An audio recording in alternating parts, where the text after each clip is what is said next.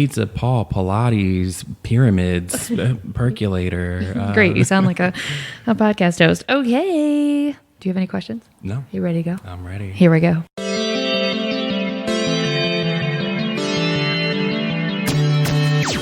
Oh, hi. You're listening to Service from Hell, a podcast featuring people that are currently in customer service positions or the lucky few that got out and all of the good, bad, and infinitely irritating things that go along with that work. I'm actor and writer Kate Gaffney, and am uniquely qualified to discuss this as I used to work at a very busy and very popular comedy club in Los Angeles. And at least one of you listening right now has probably grabbed me and told me you were ready to order when I was running around like a crazy person. So let's eat.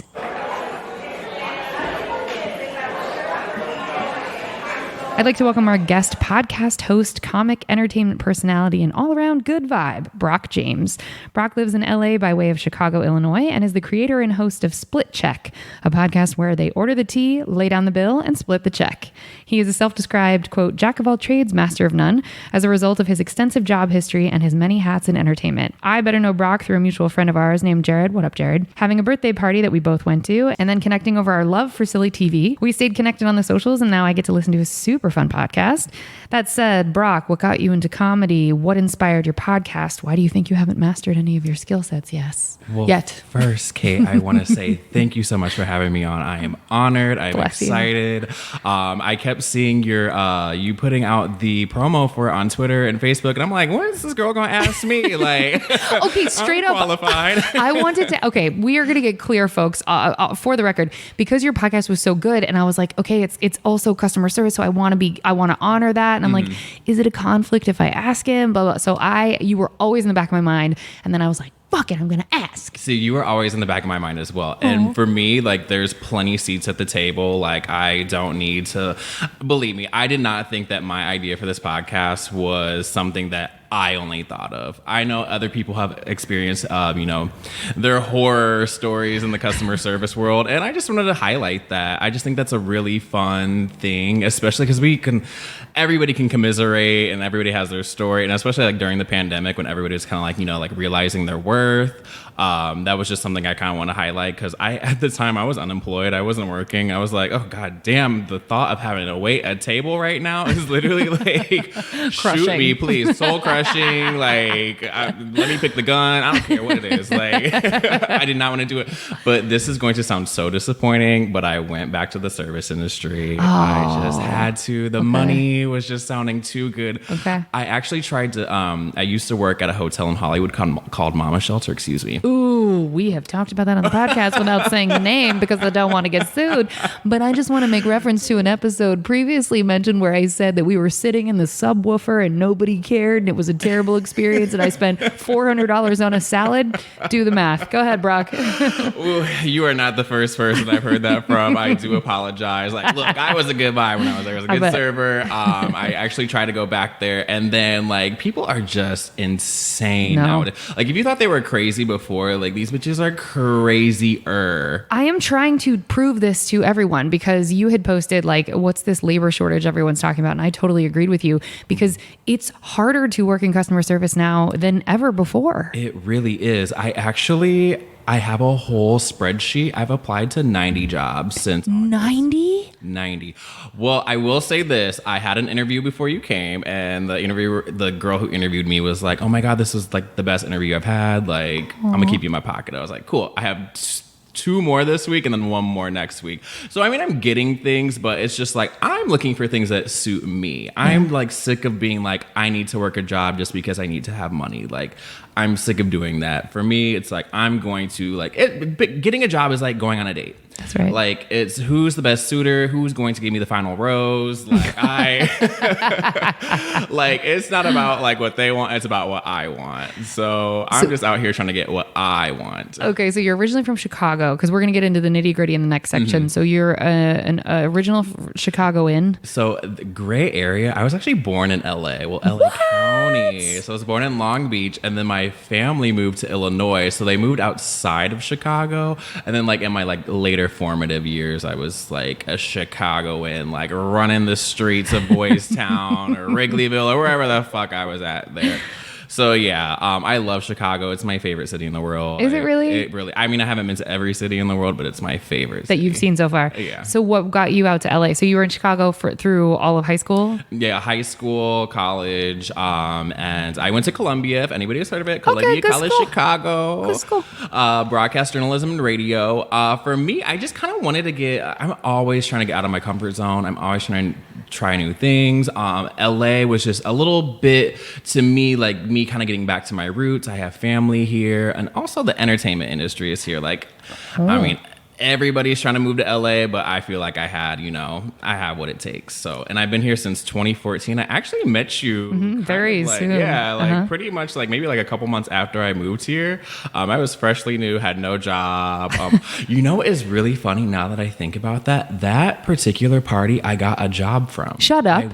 I got a job at LA Weekly as a photographer from a girl that was at that same party. Get out of here. Yeah, she was like, "You're fun. You have a great personality. They're looking for people at LA Weekly. Apply." I applied, got the job. Hello. Yeah. How long did you do that? I worked there from 2015 to 2018. Oh, for a minute. Yeah. Oh, okay. Okay, we're gonna get into that. Okay, so you come out here because you want to be in comedy, or you want to be on TV? So, What's your comedy? Yes, and then I just wanted to be like an entertainment personality. Think about like Ryan Seacrest or like Ross Matthews. I wanted to be like an entertainment host. Okay. So, and I definitely do like comedy shows. I actually have a show coming up this Sunday. It's a trivia show. If anybody's into reality television, because I love reality, especially trash reality television. Come on, that's how we connected. Come on down. So what is because this won't air, this is going to air in a few weeks. So is it a regular? This is actually our first, we're popping our cherry over here. This Here is we our go. first show that we're doing. We put it together, and because me and my friend that are doing it, just like we love like Flavor of Love, Rock of Love, Drag Race. We're like all into it. So we're like, why don't we just like throw a comedy trivia show and just have a good time with it? So you're going to host it, and you're going to have people do stand up, or you're just so it's just going to be us doing the show. We're just going to be asking the questions and then just being silly the whole entire time. Amazing. I love that. Okay, and where is that going to be? Hotel Cafe in Hollywood. Oh, Hotel Cafe is great. Yeah. I didn't know that they did that kind of thing. I guess they said that they wanted to branch out of music and comedy. They were just like, we want to try. I mean, this is like a comedy trivia show, but they were like, we're just trying to branch out of other things. Okay, interesting. Listeners, for the sound quality, we are in the business center of Broc's ridiculously gorgeous apartment building. It's insane. And nobody is ever in here. Nobody's ever in I was here. like, Kate, let's just do it in here. And nobody's going to bother us. We'll just have this nice ass room to ourselves. And it's perfect. We are on Melrose. So if you hear, traffic in the background, y'all are used to this. We've done this dance before. So just FYI, we're mobile, y'all. Because if you were in our apartment, you'd hear like the homeless people in the back fighting. Which could be interesting, to be fair, but confusing. I had a girl come over and do like an astrological reading. And as she was doing it on the patio in the back, there was like a homeless bum fight outside. Oh my gosh. And we were like watching it as she's like trying to tell me like how the stars and moon align for me. And then like the one guy was like half naked. So I was like, What's but he had a happening? nice body too. Oh, okay. So I was just like, oh, okay. Like I was trying to see something. And she's like, so your moon in Capricorn. I was like, hush. Like I'm trying to see some dick. I am deceased. Okay. So you come out here to do the entertainment thing. So you get that job initially, but we'll get into the specifics of the job stuff. So what have you done to sort of find your way into entertainment apart from the survival job piece? Like what has actually gotten you in? You know what? Just networking. And I believe I listened to an episode of your podcast before we did this because I was like, I need to know the flow and how everything goes.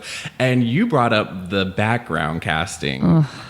I do not miss it. Girl. Like I do not miss it at all. But that was just a tool that I used and had at my disposal to like go and network and talk to producers and like anybody that was just like there on set to kind of get my foot in the door. And everything that I've gotten out here in LA has been through a connection. I did a music video for Tub Low that a friend was like, "You'd be great. You're cute. Get on it. Do it." Like, hello. And that's it. And I like the next day I was on the set of this Tub Low music video. That's awesome. Yeah, I was on a RuPaul game show. No, you were not. That I also got just from a friend that was like, I think you'd be great for this show. Like, try out for it. Audition, got it. Wait, what did you have to do? The show was like, you had to be like well versed in something in pop culture, and of course, mine's like I love reality television. Yeah. So I just like named off a bunch of like shows and facts and stuff, and they were like, "Oh my god, you're great! You're on the show!" Like everything.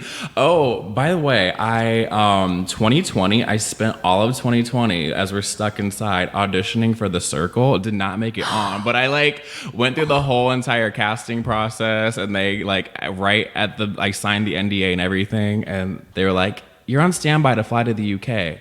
I'm so fucking excited. You have no idea, for them to be like, "Oh, sorry, we chose somebody over you."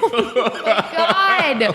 This is how it works, though. You get to the point. A friend of mine was just on AGT, and like they'll film you, they'll make you think you are a part of the process, and then they just trash a bunch of footage. Or they'll be like, yeah, you're ready, but they told you and like 20 other people when they were really only looking for 10. Mm-hmm. They're covering their bases. I get it, but that joy when you get a small taste, you're like, here we go, folks. Oh my god, yes, the joy of just like the producers hitting me up, not even me being like, hey, like what's going on. They'd be like, just randomly be like, oh, we need more of this from you, or we need you to send, because my mom used to be a ghost hunter, and they like loved that. They ate that shit up. So like, yeah, growing up, anytime we went on like vacation, we would always go to like the haunted houses. We did all the haunted tours. She was like a part of a group called Mid-America Ghost Hunters that people would hire them to go into like their churches or their buildings or whatever they needed to like get investigated, and they would do it. So I grew up with that stuff. So like the producers like ate that up. I mean, I'm eating that up right now. That's so fantastic. Wait, did your mom do that for money, or it was just a hobby? It was, it started as a hobby, but they would get paid for it. What?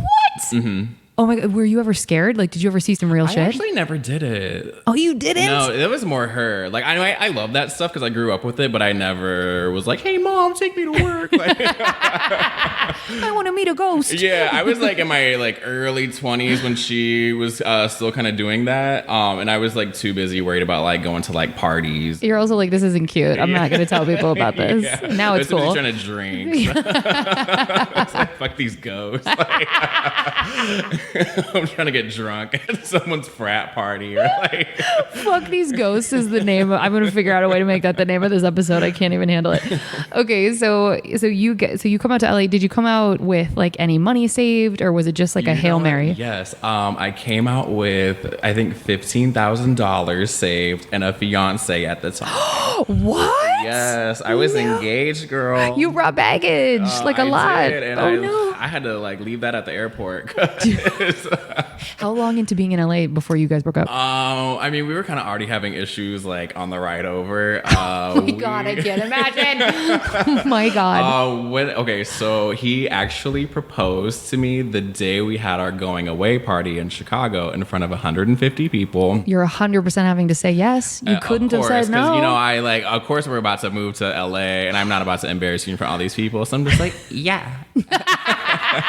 I mean, okay, I guess. So we moved here, and this was like 2014, and we broke up in like 2015, like the summer of 2015. So wait, was he with you at the birthday party? He was not with me, but we were together. You were together at that point. Yeah. So you're getting like through background casting and through all sorts of different just handshakes and like being in the right place at the right time. Mm-hmm. Has that led to anything that you were like, holy shit, this is literally only because somebody knew me and thought of me? Like, did you ever have a big experience? Yes, actually, when I was a server at Mama Shelter, I waited on these 3 guys one time, and I didn't think anything of them, honestly. Like they were nice, and they're a standard table. At the end, one of the guys comes up to me when I'm at the computer, like plugging in my tips. He's like, hey, so can I ask you a question? I'm thinking like he's about to ask me on a date. I was like, yeah, sure. What's up? He was like, so like, what's your deal? Like, what do you do out here? And I was like, oh, I mean, besides serving, like I'm trying to, be in the entertainment industry. And he was like, okay, cool. Like, who's your agent? And I was like, oh, I don't have one now. I'm like still searching for one. He was like, that's fine. So I'm actually one of the writers for Insecure. Shut the fuck up. He was like, I like your look. I like your vibe. Like, message me and like, I'll see what I can do for you and like, see if I can get you on the show. I did message him, and he did actually kind of come through. And I was like, I'm a background extra. I did not get a line, but like just the fact that like somebody noticed me from that.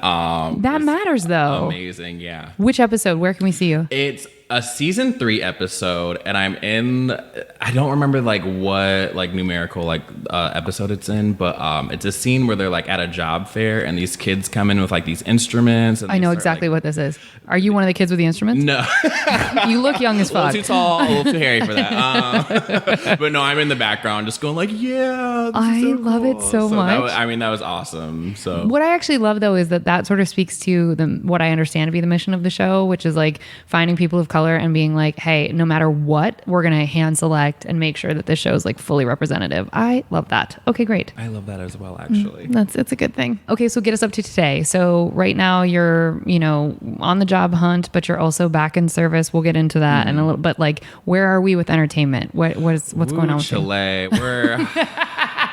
We're not anywhere right now. Girl, I get it. I feel the same way. I hate to come on this podcast, but I ain't doing shit. But unfortunately, because of the pandemic, things got side railed, and I was just so sick of unemployment and having to fight with the government over my goddamn money that I pay taxes into. I was so sick of it. So I was like, let me just get a job. So I definitely I applied, and I just out of desperation, I was like, let me in. Got a job, and it's like I'm just not a 9-to-5 personality. Like I've never worked a 9-to-5 in my whole entire life up until 2021, and I cannot stand it. I hate it so much. Well, Broc and I were talking before we were recording too. Part of the difficulty with being in entertainment and having a 9-to-5, because I did that dance for a long time, you convince yourself that, okay, as soon as the job wraps, then I'm going to focus on my creative stuff. But for 8 hours, you just bled out for this job. Even if you weren't running around and it was being chaos, you're working for someone else. You are not wrong. And then at 5 o'clock when you're trying to do your thing, you're like, I just need 5 minutes, and 5 minutes becomes an hour, and then it's dinner time, and then you're like, well, I got to work out. I got to fucking blah, blah, blah, blah, blah. Oh my God, exactly. Because once I'm done, I'm like, okay, now I got to go to the gym. Okay, now I got to make dinner. And now it's and then by that time, I'm like, okay, just turn on the TV. And I hate being like that. I really do. I do not like to let time just get by me like that. But that's really just in the first couple months of working this job, that's just how it was. Now I'm in a better mind space where I can kind of differentiate and just pull myself through. Also, it's a lot of coffee too. Hello, let's keep it so real. It's a lot of espresso shots. Accurate. Okay, amazing. Well, I'm gonna burp. Sorry. All good. Get it out. It's out. It was small. I'm such a girl. All right, folks. So we hope you enjoyed your apps. We're gonna move on to the entrees after a quick break.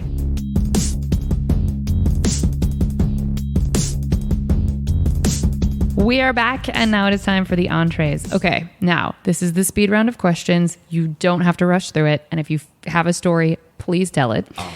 Okay, so we asked the same questions to everybody. What was your first job ever where the government was taking taxes out? So some people have said I had a paper route, or I was babysitting or whatever. You can say that, but is there a job that sticks out that you're like, oh, I did this thing and the government took money? My first job ever, I worked in the R zone at Toys R Us. I was actually 16 at the time, and you needed to be 17 to sell rated M games, but because I hit puberty really early and I was already 6'2" at 12 and could grow a full beard, they're like, this will do. And they stuck me there.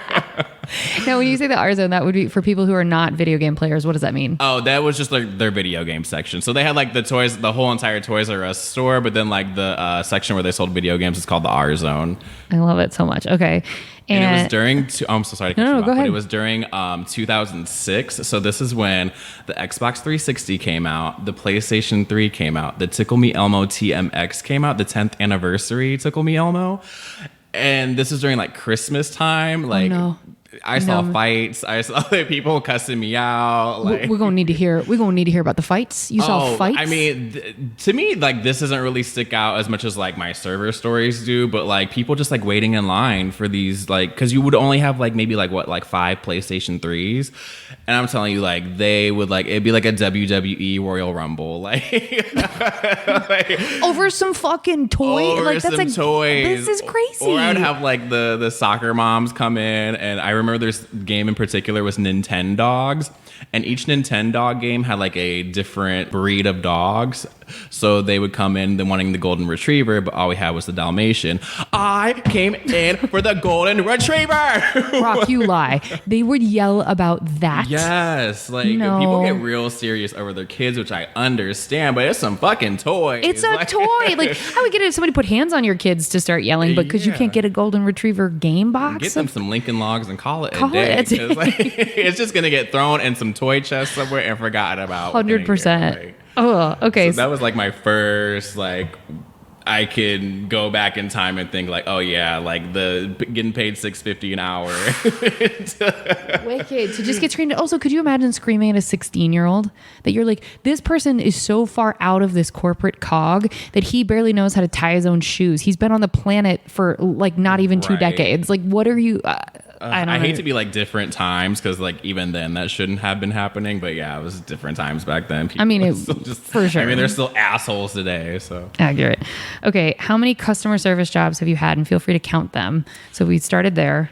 Ooh, okay. So before I got into actually working in restaurants, I was a retail queen. So like in high school, I worked at American Eagle, I worked at Hollister, I worked at Abercrombie, I worked at PacSun, I worked at. Are you familiar with the Buckle? Anytime I say, people like think I said the butthole. No, I am. I'm familiar with both.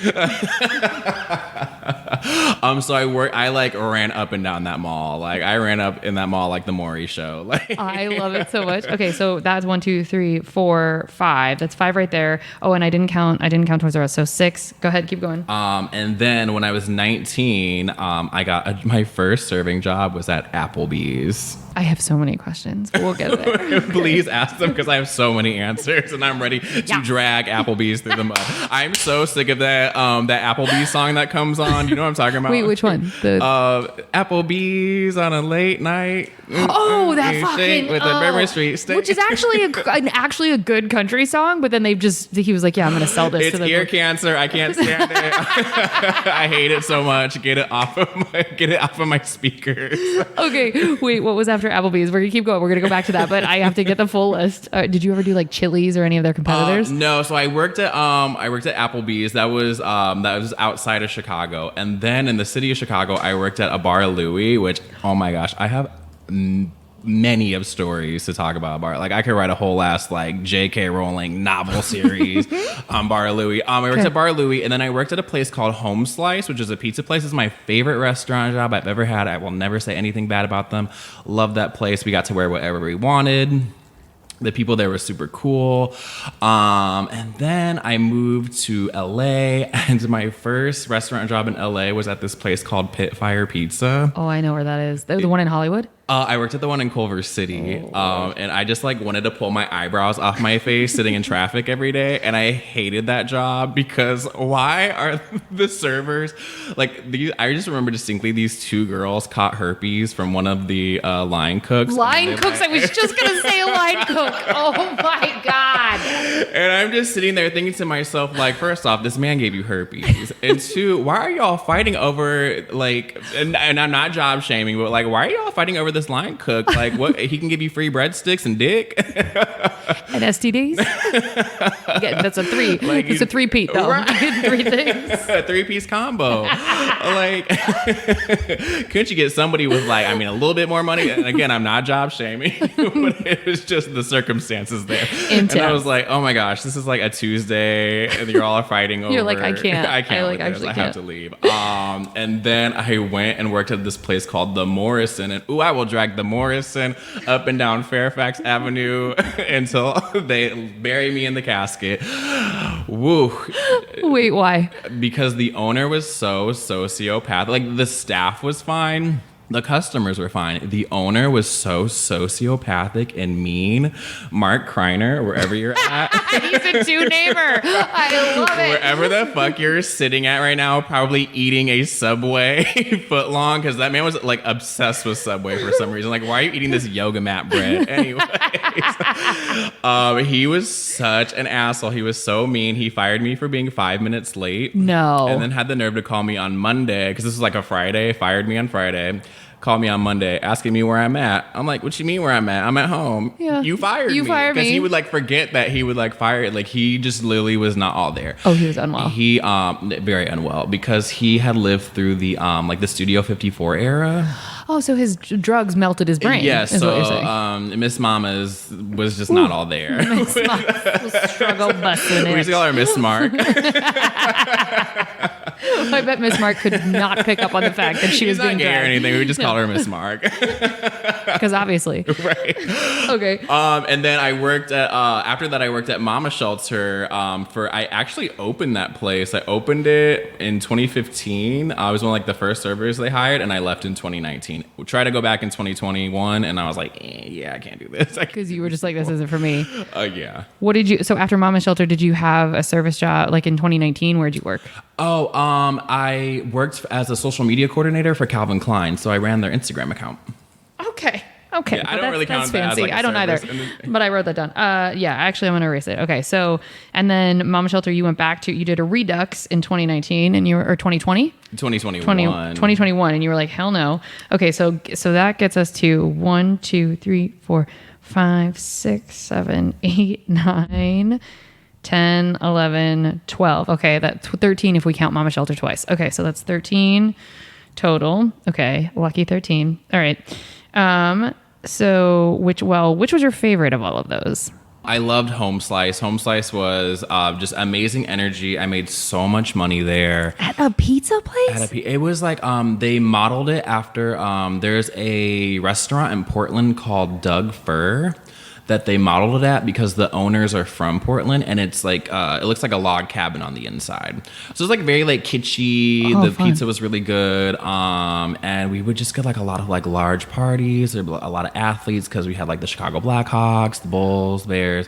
They would all come in. Like girls would get like $1,000 tips. Come on. Yeah, like I don't have titties, so like I was about to say, did you get a $1,000 tip? No but I way. would make like like my rent at the time was like $500 alone. I would make like $500 a night. So I was like big balling back Holy then. Like shit. my 23-year-old ass just did not know what to do with all that money. Oh my God, I would have like shit it out. What do you, that's how you had 15K to bring here. Right. And we would like go like out afterwards because like the bars don't close till like 4 or 5 o'clock in Chicago. So like we get off work and like go out, and I would just like blow like, I mean, wouldn't blow all my money, but like close to. Definitely be like buying a lot of drinks that night. Oh, bless you. Okay.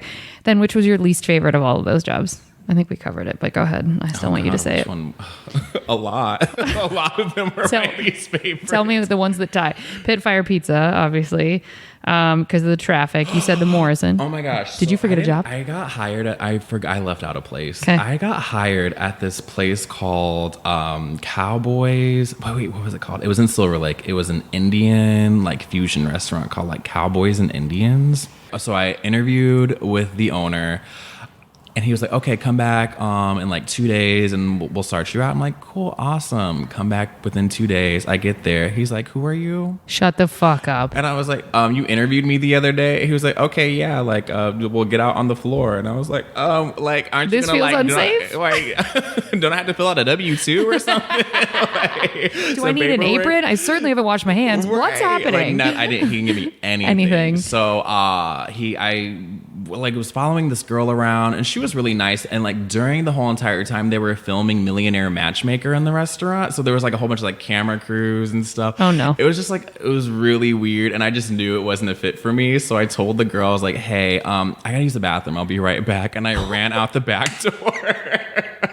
That in my wildest dreams, that is a scenario I actually do. I respect that hustle so much. I mean, it's not like I filled out any paperwork or anything. He didn't even know you were there. He didn't even know. He's like, who's this guy? He's like, was he part of the film crew? I don't remember. Whatever. And she's like, cool, I don't just put my tips. I'm good. That's insane. I'm trying to think of like the worst was probably Applebee's, and that was like my introduction to serving. And I was just so like bright-eyed and bushy-tailed and like ready to take on the world, thinking like people were nice and wholesome. And oh man, people are terrible. Terrible. And I remember like the first just like inkling of like people being awful, because I had this manager like if I remember correctly, his name was Jonathan, but I called him Ichabod because he was like very like Ichabod Crane from Sleepy Hollow. I will die. I am deceased. You have nicknames for everyone. It's my favorite thing. So Ichabod was like, if he wore like he was like really big into Renaissance fair. So he'd be like, "Yay, oldie Applebee's." But he was like such an asshole. And I remember one night, it was this Friday, and this Applebee's in particular was right next to an Olive Garden, and everybody wanted to go to the Olive Garden, but when the Olive Garden was too busy and the wait was too long, they would come to Applebee's. You guys got the runoff? Yes, we did. And the people would be pissed that they couldn't get into Olive Garden, so they would take it out on us. Like we have chips, they have breadsticks. It's not that different, right. But like, okay, sorry. They would be so mad, and they would take it out on you, and they would be like, well, I really wanted Olive Garden. And I was like, and bitch, well, you sitting in Applebee's. Like, I don't know what to tell you. I don't know how to help you. Why are you mad at me? And I remember one night in particular, like, got our asses whooped. It was like, we're about to close. We're like 5 minutes to close. And Ichabod opens up the door for these three people and sits them in my section. And I'm just like, bro, like, literally, I'm about to get off. Like, what are you doing? Ugh. So I take care of these people. They're fine or whatever. I don't really remember that much about them. I do remember at the end, this is when I just knew people fucking suck. I was like, yo, like, we're trying to close up. Do you mind if I close out with you guys? And they're like, yeah, cool, I got you. Like, hands me, like, all his cash. And he's like, the rest is for you. And I didn't count it at that point in time. And I was like, thanks, man, I really appreciate it. Like, walk over to the computer. These bitches left me a cent. You have got to be shitting me. A fucking cent. That is so deliberate. A penny. No, it's deliberate as fuck. I could have pinched that penny so hard. You could hear Abraham Lincoln scream. I was so mad. Oh my God, I would have been so hot. And that was just when I knew that people fucking suck. But that wasn't the end of it. So then, maybe like a couple weekends later, I have this table of these three ladies. Now, mind you, again, this Applebee's was right next to an Olive Garden, which was right next to a trailer park. No shade. We're getting the best of the best. It doesn't end. And these three women in their Tweety Bird and Cookie Monster pajama pants and wife beaters came in, and they were mad that they couldn't get into Olive Garden. Well, they dressed up for it, so I get it. Exactly. They got their Sunday's best. So they came in, and they just automatically just like... Hot. Attitude problems, just like bossing me around, like basically treating me like their servant, like indentured servant. Nope. And this was like in the height of the 2 for $20. Can you elaborate? What was the 2 for $20 craze? So it'd be like you could get an appetizer and 2 entrees for $20. That's free money. I mean, that's insanely cheap. That's so cheap, so fucking cheap. Looking back on it, yeah. And I'm sure like the quality of the food was terrible.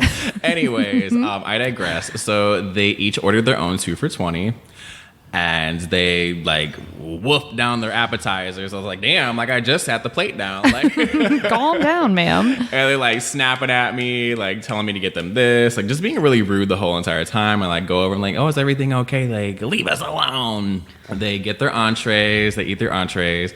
And then I like walk by and I hear like the food sucks and the service was terrible. And that's when I was like, oh, bet. And I turn around. And look, like, I'm a big dude. I do not like to come at women. Like, that's just not how I roll. But I was just like, at the time, I was like, fuck you, fat bitches. Like, good how for dare you? How dare you say my service was terrible? Like, you can say the food is terrible, but like, how dare you? I worked my ass off. I was like cussing them out. Like, holy shit. Like my poor little 19-year-old self. Like, oh, bless. So offended. I was so mad because I was like, I did everything to like make you guys happy, and there was just like nothing I could do to like put a smile on your face. Yeah. And they were like, like clutching their pearls, non-existent pearls. Like they're with their like Cheeto dusted fingers.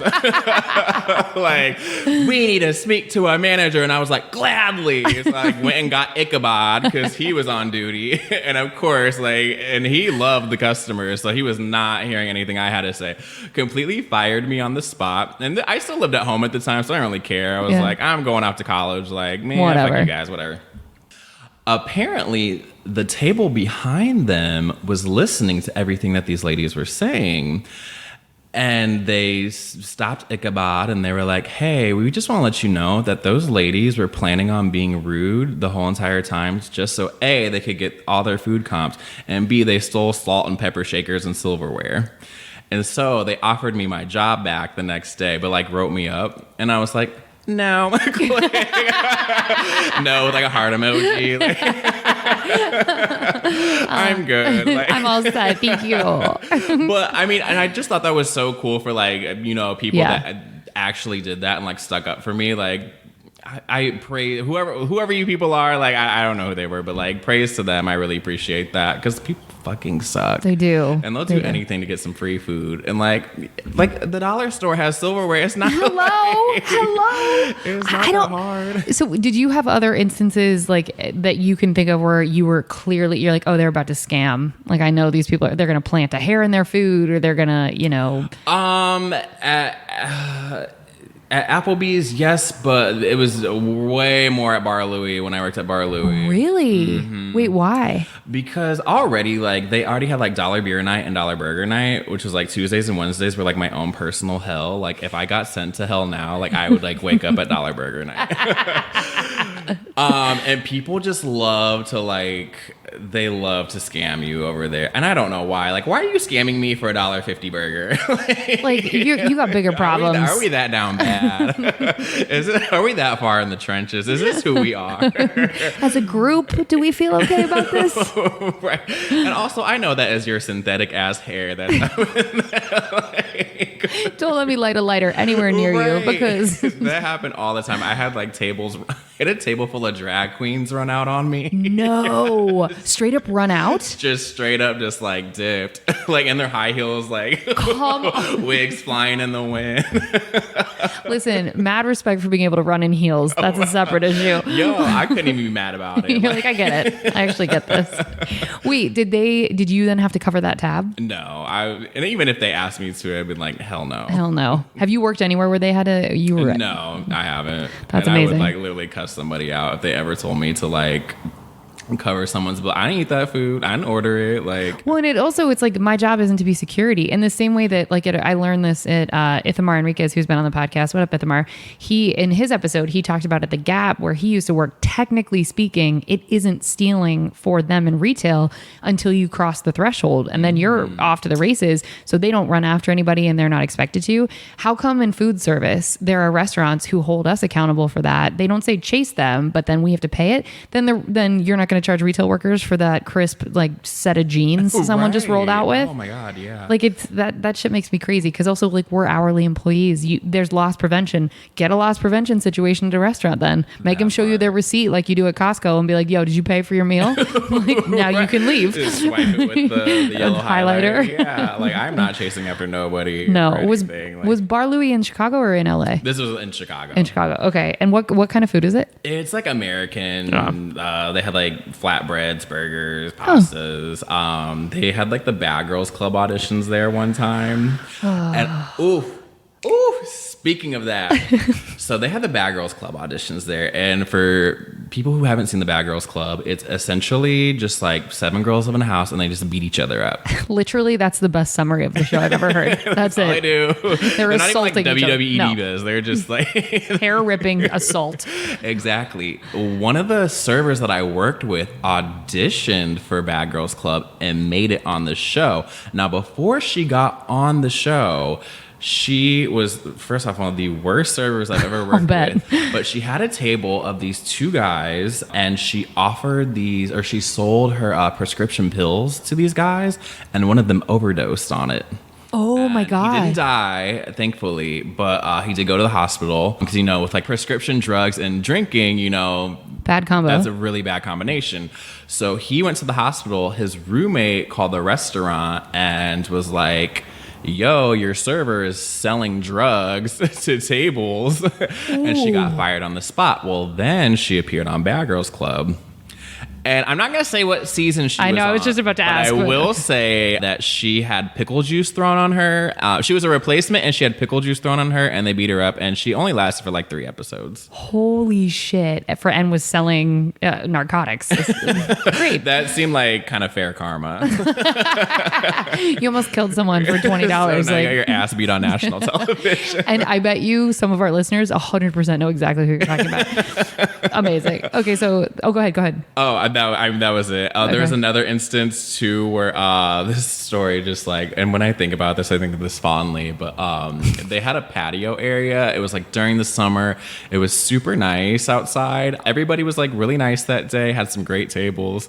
I'm at the computer plugging in like an order or something, and this woman comes over to me and she's like, "Hey, I don't want to be that person, but like there's a homeless guy next to our table, and it's not that like he's homeless or like smells or anything.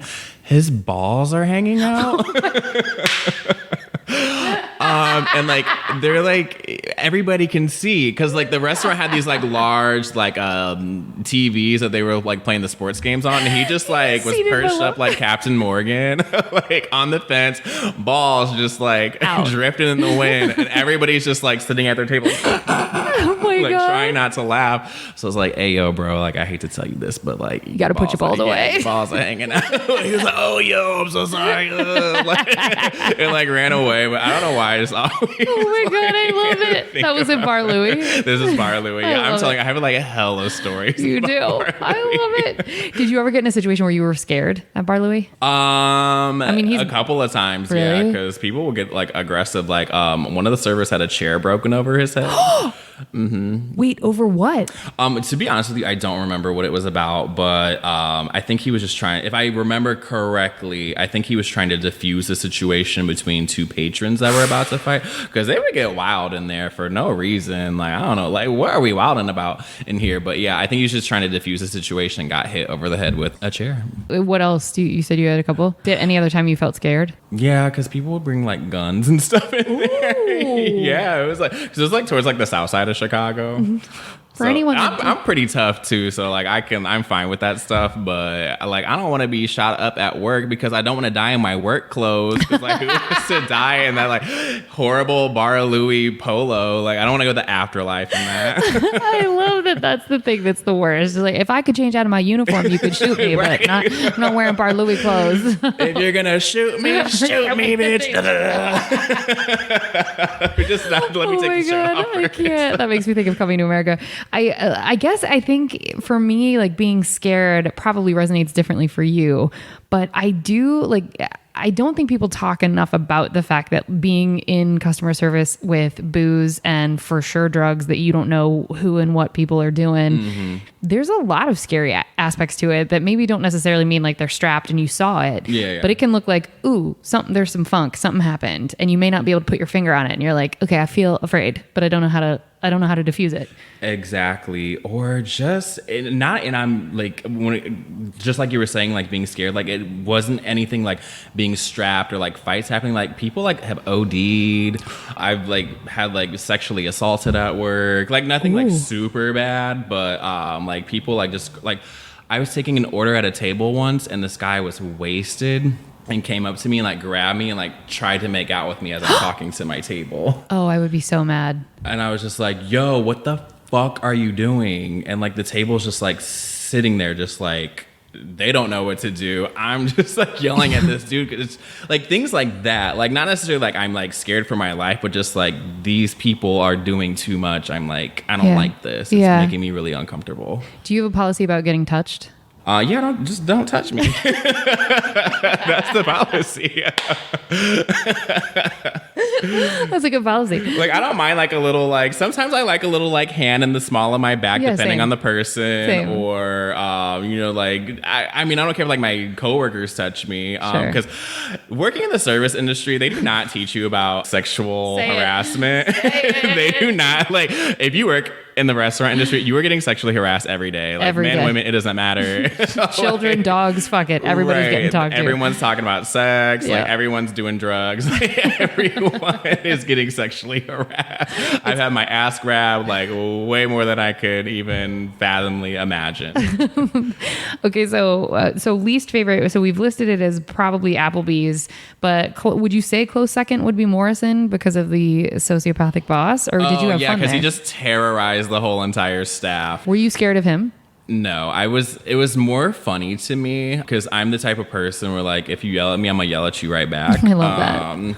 So to me, it was more funny. I just didn't like him talking down to other people that weren't like me because he would make like certain girls cry. I remember he like made a girl cry because she wasn't wearing makeup and sent her home when we were busy and it was just me and her. So I had to take the whole entire restaurant by myself. And I'm like, bro, you brought this on yourself. Yeah. Like I'm over here drowning and it's your fault because you sent her home because she wasn't up to code with what you like. And you over here, you literally look like a fucking like deflated beanbag chair trying to tell somebody else about how they look. Like you look like notes. Grimace. Like, Someone has mistaken you and sat in your lap. oh, and I don't know if like the first episode of my podcast, I bring on a couple of people that I used to work with at the Morrison, and anytime a celebrity came in there, he was up their ass. Like he stalked Quentin Tarantino when he was in there. It was like, and he would go around me like, do you know who that is? Like, yes, I've seen a Quentin Tarantino movie. Like, leave him alone. The man is just trying to eat. Stop talking to that man, please. He terrorized Mila Kunis and Ashton Kutcher when they came in there, and I don't know how he got close to them because I heard they don't bathe. But Shade. I just heard that through the grapevine, through the Twitter streets. That's what I was told. But he like terrorized them and would like they were sitting outside on the patio, and he like went up to the window and like took a selfie, trying to make it seem like he was hanging with them. As if celebrities don't know when we're doing that fake. Like, yeah, I'm just taking a picture of myself. I'm absolutely taking a picture of you. Oh, I'm embarrassed for him. Bless. There was one day he like fell, like he slipped on the floor and fell. He was like a big dude. He was like 6'5" and like 350. Oh my God. Did he break something? I hope so. And on that note. No, he was fine. But just the way he like terrorized that staff, I was like, I can't like stand here and just like watch you talk to these people like this. Cause like I said, you can talk to me any way you want. Like, cause he fired me for being 5 minutes late. I was like, okay, bye. Like, I don't need to be here. Like, it's Friday night. I'm about to go out. Right. Fuck you. What is your policy like if you're in the weeds? Like how you had mentioned that when he sent that girl away for not having makeup on and you ended up in the weeds, do you just detach and say, oh, well, some tables aren't going to get touched? Or do you try and touch every table? I try and get everybody. And I'm very like apologetic to like, hey, like if you can see, it's just I'm me alone. I'm out here on Lonely Island by myself, Exile Island. Like it's just me. And usually like at that place, people were really, it wasn't like that big of a restaurant to where like I wouldn't be able to get to somebody, and people were very understanding of it. So like the patrons were cool. Like I never had an issue with the people that came in there. Everybody usually like tipped well, was super nice. Oh my God. I remember he used to like decorate, like when the holidays came, I could not work during like Valentine's Day or Christmas. He like decorated that place so tacky. Like just offended. So I just remember like distinctly like Valentine's Day, he had these like pillows that looked like they would go in like a little girl's room that would be like, be mine, or like all like plastered on the wall. I'm like, it is so tacky in here. Listener note to all my friends with children, or to myself, I have those kinds of decorations for these holidays. So Broc is holding his head down in shame. We don't endorse his opinion about tacky decorations because I'm a huge fan of tacky decorations. But not in a not a sports restaurant. Tell me it was sports themed. I will actually die. Yes, in like a sports themed restaurant. No, ma'am. Like, no, ma'am. They don't like. I don't mind the decorations for the holiday. It was just like the two themes ain't working. Of it all. Like, it's supposed to be like a soccer themed restaurant with like these like Be Mine pillows on the wall. Like, people walk in there like, what is this? Exactly. Or he hired like a mariachi band for Cinco de Mayo. Stop. It's not even a Mexican restaurant. It's offensive on so many levels. He's like, oh, it's a holiday. Mexican food. Here's There's a fucking mariachi band with your not tortilla, your hamburger. This is too much. Okay, great. What's the weirdest thing you've been asked to do whilst on the clock? You can get wild.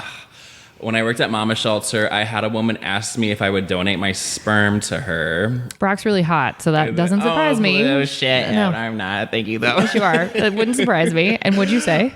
She asked me for my sperm after telling me she was the princess of Beverly Hills, and I didn't know that Beverly Hills was like a monarchy.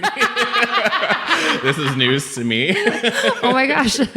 How's your range? I have been propositioned for tons of threesomes. Why do people think, and I'm sorry, I don't want to make this not funny, but like, I think I'm offended on behalf of gay men. The number of gay men in my life who have worked in customer service and been propositioned for threesomes, like, I understand the overarching opinion is like, oh, gay men just fuck everything.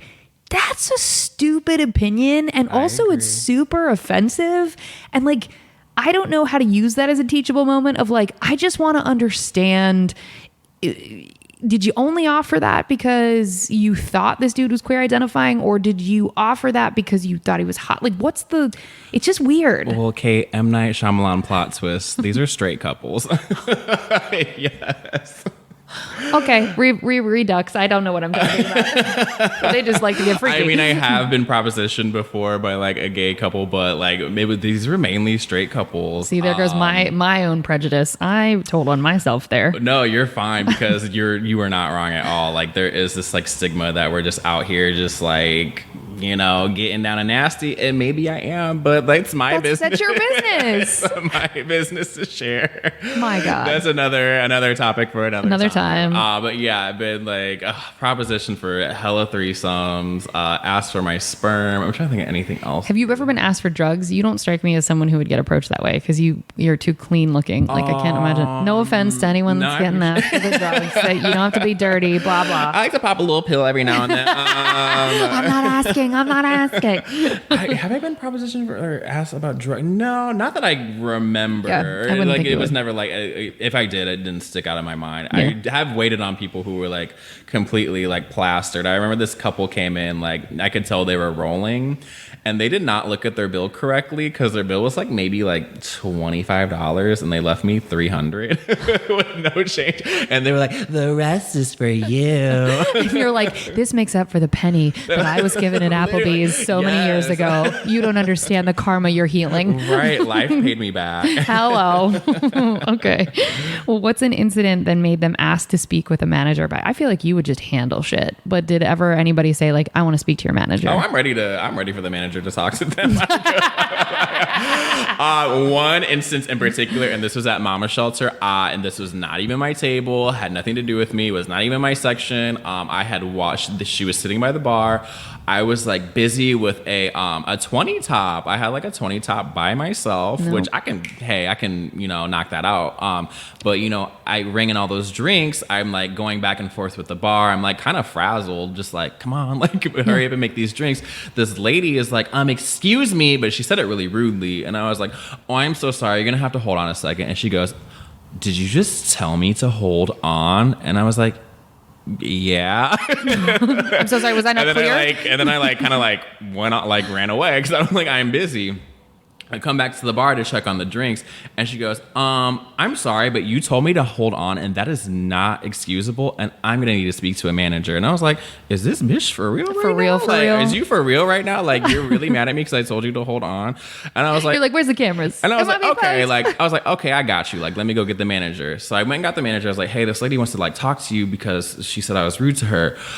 I know how these people operate. Mm-hmm. I know that I did everything wrong, and I was rude to her, and I basically punched her in the face, and I knew she was gonna tell this story. So when he went over there, I stood behind him, and I was like, all right, now tell him what happened. Tell him what happened. Broc. Tell him what I did.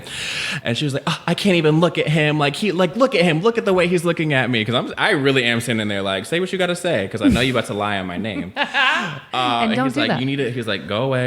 And I was like, okay, fine. I didn't get written up or anything. He was just like, yeah, that lady was just she's kind of a bitch. She wasn't very nice. And he was like, also, it was her birthday. And I was like, I don't give a fuck about her birthday. Yeah. she comes in on a day that I'm not there. She doubled down? She doubled down. She came back on a day I wasn't there, and apparently one of the servers like got her her card mixed up, so like she got charged for like a different amount. And when I tell you, she apparently like turned over a table. She was like that pissed. Like she literally like took the table and said like drinks and everything. I wasn't there. They just told me about it. Oh my God. So he pulled me aside. I was like, yo, that lady came back and like, I mean, like, yeah, she's just not very nice. And I was like, see, like, I'm not out here just being mean to people. I'm not a rude person. Like, but also it's not unreasonable if you are in the midst of doing your job. It is not unreasonable to say, hey, I'm so sorry. Like, give me just a second or whatever.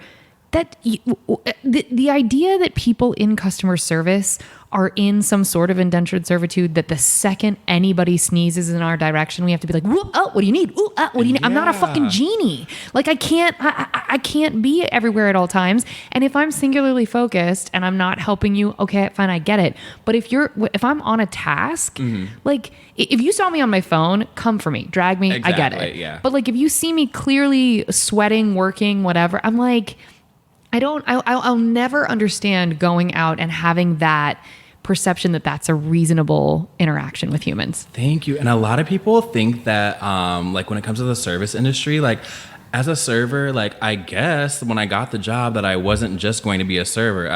I got the job. I'm a photographer now. I'm a psychic because I have to like guess who you are. Yeah, figure out what you want. I'm a host. I'm this. I'm a therapist. Like, I'm a blah blah blah. Yeah, everything. Like people just like do not understand. Like, look, I'm just here to like keep you guys somewhat entertained, take your order, and be on my way. Like I don't need to do this extra stuff for you. 100%. And your job ain't even to keep them that entertained. Literally, your job is to write down the food and drinks they want, drop those off, and good day, sir. Exactly.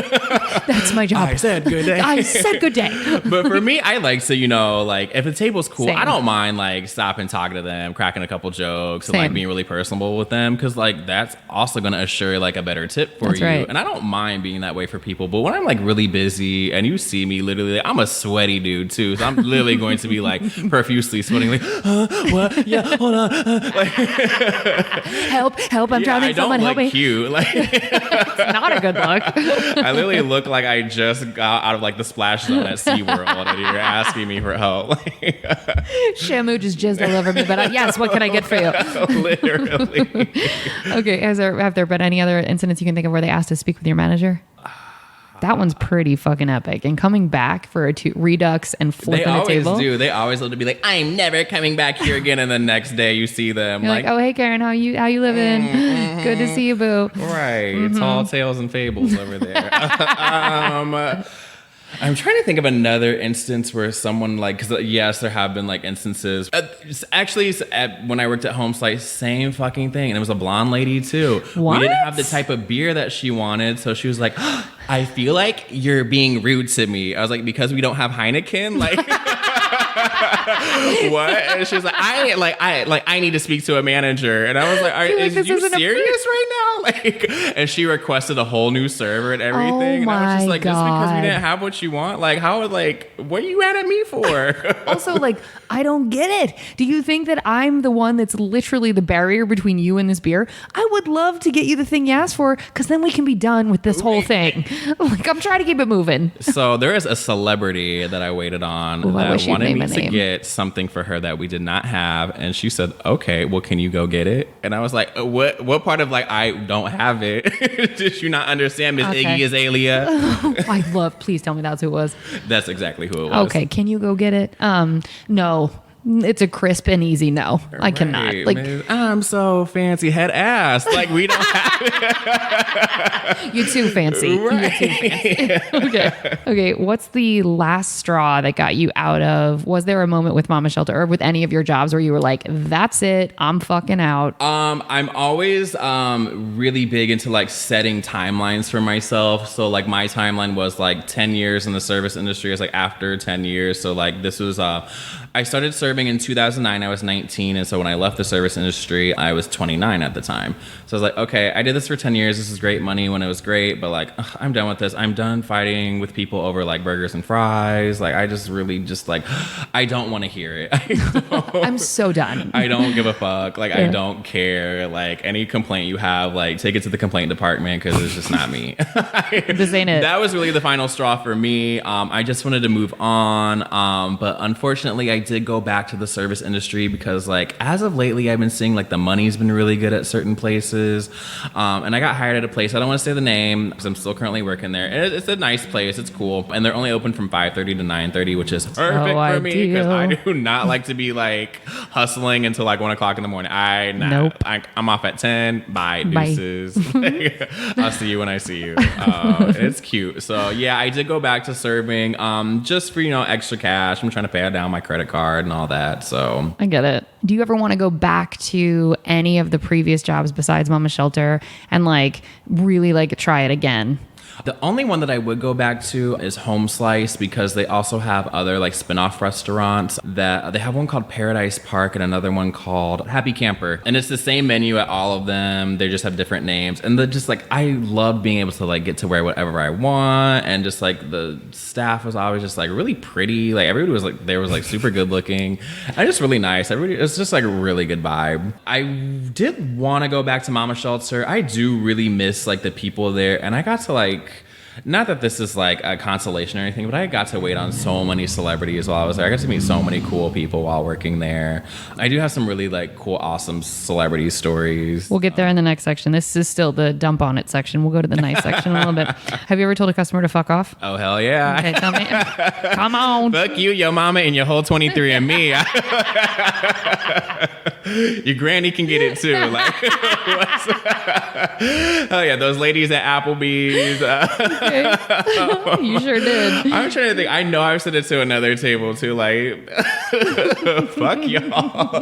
But nothing. I never got any like. Besides getting fired at Applebee's, I never like received any repercussions. When I was listening to your podcast with your friend, she made a really good point, and I like totally agree with her. Like, she was like, just hit them. Just like, and I was like, this is my spirit animal. Where like, I was like, I agree. I can't get you guys in a room together. She was talking about the guy, the consistency of his oatmeal. Yeah. Oh yeah. Oh yeah. Like, get it fucking right. And I was like, if that was me, I probably had to throw that oatmeal in his face. Like, would you really do that? Would you really go to that? Yeah, I would. Especially nowadays too. Like maybe like back in the day, probably not. But like especially like 2020 and on, like you ain't gonna talk to me no sort of way in this economy. Because the minute I get fired from this restaurant, I can go to the restaurant next door and get hired. Literally next door. They'd be like, yo, you got 2 hours. We can take you right now. Right. Like, wash, rinse, repeat. Yeah. Like. 100%. And how many bodily fluids have been on your person whilst you're on the clock? You've never bartended, so this may not apply to you. You know what? I bartended a couple times. I don't really like to bartend, only because I don't like people looking at me. Yeah, and like, you're just stuck. Like, I don't like being like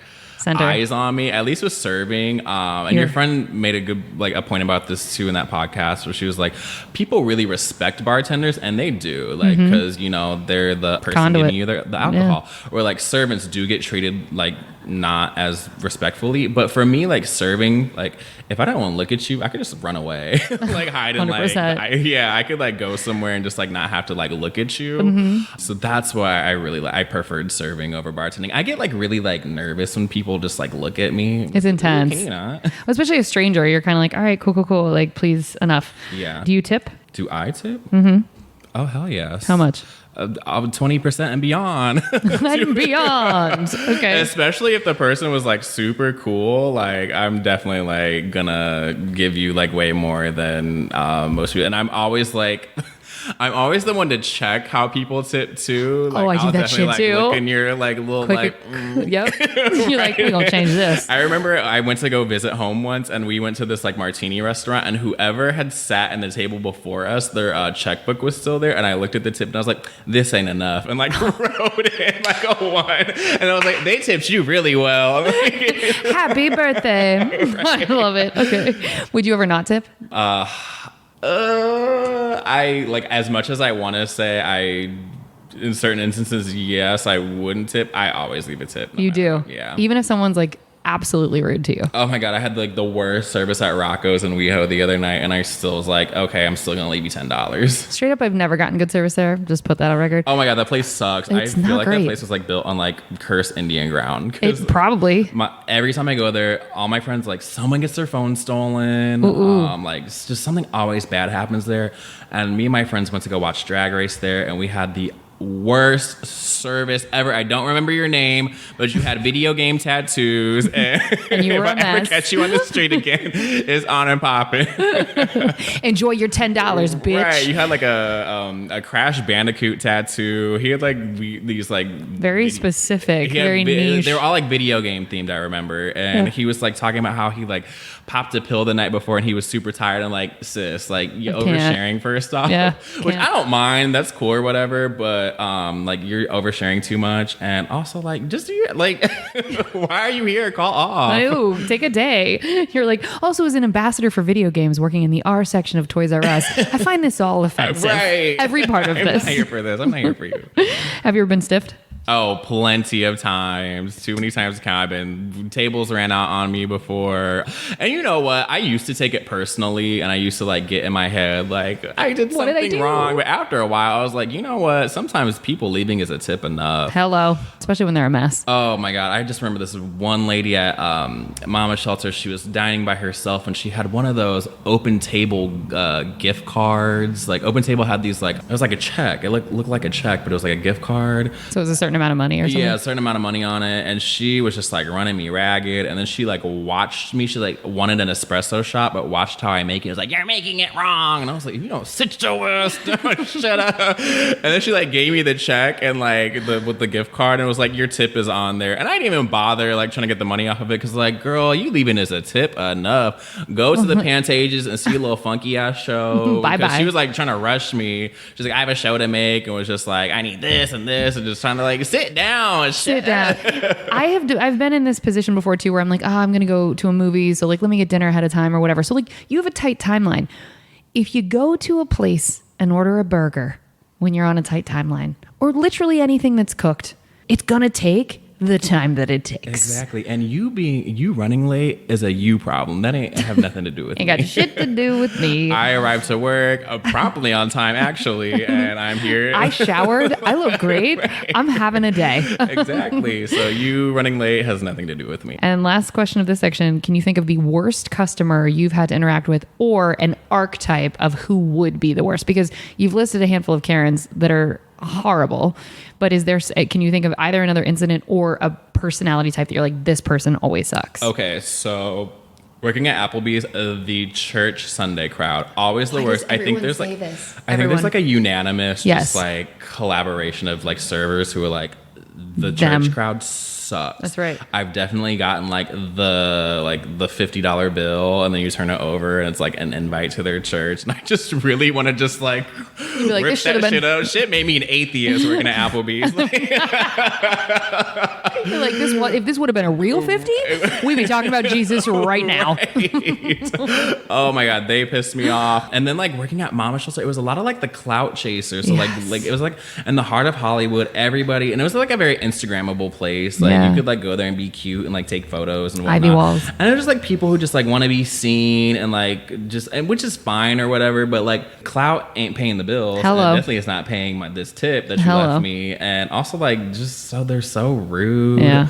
Because they think that they're somebody. Well, they think that is the lane they need to be in order to be somebody. And it's like, no, ma'am. All of this is a mess. All of this. Like, I try not to like go into tables with like preconceived notions by like how they look or Fair enough. Because tables have surprised me before where I think I'm not going to get tipped and they like leave me a really nice tip, or I like go in like thinking, I don't know, just the worst. And everybody's different, so I try not to go in it with preconceived notions. Also, you know what really pisses me off? This happened to me the other day. Is the people that like go into a restaurant and like think it's their house and they're just like, "Can you turn down the music?" No. It's too bright in here. Okay. Put on some sunglasses. Like this is not your house. It's too cold. Get a sweater.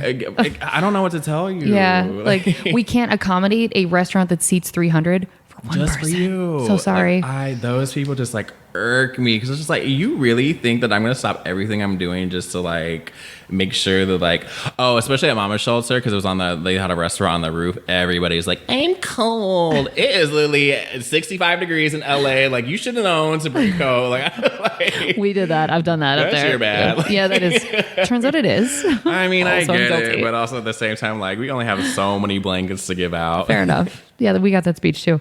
Okay, well, we're going to move on to the good stuff. We hoped you saved room for desserts.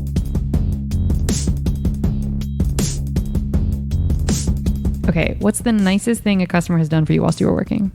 This is actually like, because I know we were going to get into celebrity stories. Yeah. I kind of want to get into this now because this story, just like, I'll tell this to my grandchildren. Aww. If anybody is familiar with the show A Different World, oh my gosh, Jasmine Guy, who played Whitley on the show, was staying at our hotel. Now, she came in with this woman, and the woman was like really drunk, and like Jasmine Guy was kind of, she's a little turnt herself too. So I was like, I went up to go get their order, and they're like, they're chatting away, they're talking, and they're not paying attention to me. And me just like trying to get her attention really quick, I was like, Whitley. And she turns to me, she's like, don't call me that. And was like really mad about it. And I was like, yo, I'm so sorry. I'm really not trying to like disrespect you, but you're not paying attention to me. I'm trying to grab your drink order. I was like, I just want, like, what do you want to drink? I was like, I promise you I'll never call you that again. And she's like, I know, it's okay, blah, blah, blah. And so I get her drink order, and I come back, and she's like taking a look at me, and she's like, what's your ethnicity? And I was like, oh, I'm biracial. My mother's black, my father's white. And she was like, you know what? You look like you could be my son. And she was staying at the hotel for a couple of days, and anytime she saw me, she would give me a hug, and she would say, she'd call me her son, and she would introduce me to people that she's with, and she's like, doesn't he, like, rubbing my back, she's like, doesn't he look like my son? And she was just so nice, and she gave me, like pointers about, like, trying to make it in Hollywood, and she was like, are you trying to be an actor or something? And I was like, no, I'm not trying to be like a Meryl Streep or anything, I want to be me, I just want to, be like an entertainment personality. And she's like, you have everything it takes, just like keep going for it. She was super sweet, and she gave me her phone number at the end of it. I think I lost it, unfortunately.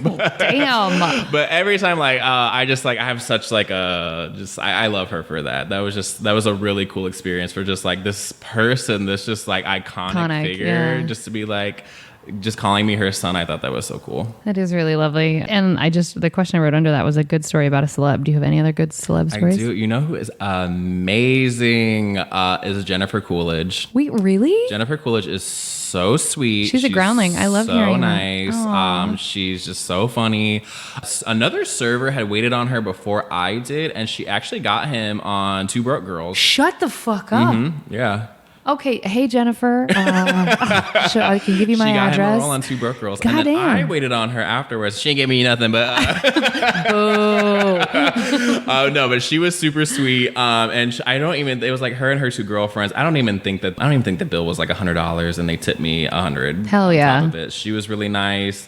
I'm trying to think who else. I waited on so many celebrities. Everybody was really nice that I can think of besides Iggy, but hello. We don't talk about her. There's a rapper named Lil B that came in. I'm a fan of his, and I couldn't tell if it was him or not, so I was like, Lil B. And he turned around, he's like, yo, what's up? Came over, talked to me, and He was just like, yo, like, people like you, the fans, are like the reason I do this sort of thing. He was awesome.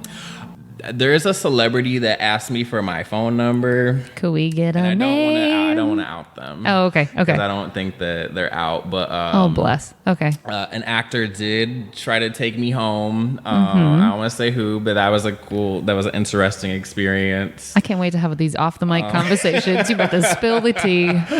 Like Marilyn Manson was really nice. I know he's got his like shit that's going on in the news now, but like he was super cool. Everybody that I waited on was like really nice. I can't think of any bad besides the one you said. All the celebrities were awesome. Margot Robbie was really nice. Oh, she's so stunning in person. Oh my gosh, she was so tiny, but she was little so bitty. Stunning. Good Lord. Okay, what's the best tip you've ever gotten? There was this one time at Mama's Shelter. There's just two of us. It was really busy, and the one guy got like a 6 top, sat in his section. He just could not take it at all, and he was like, "Can you please take it?" And I was like, "I mean, I'm busy myself, but yeah, fine, whatever." Take these people's order. They're fine. I think it was like around Halloween because people were in costumes. And I remember towards the end of the bill, they were like, "Yo, bro, like you were super dope. We really appreciate you." And then they tipped me $300. Holy shit! And I didn't tell him that until I wouldn't have either. I interviewed him for my podcast, and I was like, "I have a secret to tell you." Oh my god! Did he die? Was he so was mad? Like, yeah, yes. He was like, "Are you for real?" And I was like, "I mean, well, the money's spent. It's gone." Not even gonna buy you a coffee, but you asked me to take the table. Right, I did you the solid. It's Amazing. gone. I don't know what to tell you. Bye. Okay. That was great. I've gotten like other like when I worked in Chicago because people, I don't know what it is about Chicago. Yeah. Like people tip. They're generous Like, when you go as fuck. out, Yeah. maybe because just like the cost of living is like a little lower over there. But like we used to make so much money. I'm telling you, like those girls are like making bank. Yeah, you can make more there than here. I've heard that You really many can. times. Can you think of the best time you've ever had at work? Was there like a day or something that you were like, this was the most fun shift of all time? There was this one time I was working on the rooftop at Mama Shelter by myself because all the other servers had called off. And for some reason, like all the tables I had were super nice and everybody's complimenting me. And I got 3 phone numbers that night. And everybody was just awesome. And then there was another time too. It was just like me and these 2 other servers. And I used to have so much fun with those servers there. We used to just like crack jokes all the time. And these like drunk girls came in and we're just like messing with them. And it was just, I remember one of the girls like asked the guy like what he had like this necklace on that was like in Italian. And she's like, "What does that mean?" And he was like, "You're not Italian. You wouldn't understand." So I just like look over and I'm like, "Goes to Olive Garden one time." And they just like were dying laughing. Disease. And that same server, oh my God, actually, here's another story. This girl from America, she was one of the winners of America's Next Top Model. I cannot remember what season it is. She came in with some friends and I was waiting on them, but they were trying to get to dude that I was working with. He's a really good looking guy. And they were like, "So what's going on with him?" And I was like, "I mean, I don't know. Like you ask him." And so when it came time for the bill, I wrote on the back of the bill, "He has a small PP." I don't actually know if he does or not. Well, you It's just had to like- do it. So I like wrote it on the back, like slid it to them, and I was like, "Take your time, ladies." And they turned it over and just like Deceased. died. I love it. laughing. And they were like, "Wait, does he you really?" And I was like, know? "I don't know. I was just talking shit. I Like that's love just it. like this is how he works there." But Oh, that's amazing. Okay. What's the best lesson that you have learned from working in customer service? save your money, and your money will save you. If you're making a lot of money in that sort of industry, like definitely put some aside and just like save it for later. Maybe it's just the Capricorn in me, just like when it'd be like Ebenezer Scrooge, over here, just like counting all my coins and whatnot. Don't turn on the heat. Yeah. Okay. But yeah, and don't take anything personally. Like people are just gonna suck. It has nothing to do with you as a person. People like cuss you out, cuss them back out. Like if someone hits you, hit them back. Or like your friend said, like rob from your manager. Like, Steal from everyone. rob them, sis. Like, Okay. What's one piece of advice that you give to customers who interact with customer service workers? they're also humans too. Take your time, be patient, and it's just burgers and fries. Like it's not always burgers and fries, but like it's just food. Like food is not that serious. It's not. It never is. It never will be. Like if you don't like something, just don't go back. Like, It's so easy, and it's not your house. So it's not just keep your house remembering that. either. You are there as a guest to enjoy the ambiance and the food and your company and just have a good time. Like who is trying to go to a restaurant and be miserable? Because you signed up for that experience. I mean, I did. understand you shouldn't be talked to disrespectfully or called outside of your name or any of those things. Okay, fine, that can be your baseline. But you signed up for the particular experience that you're having at that particular restaurant or that particular bar. And even if it's not the most ideal experience, you signed up for it. Exactly. So exactly. write it out. Okay. Well, how can people get in touch with you, Broc? What's the best way to listen to Split Check? When's it back up and running again? Yes. Okay, you can find me on Instagram at Who Broc James. It's a playoff of Who Mike Jones, the rapper back in the day, the 2000s. So yeah, Who Throwback. Broc James. And then I do have my podcast called Split Check, but you can find it on Instagram at The Split Check.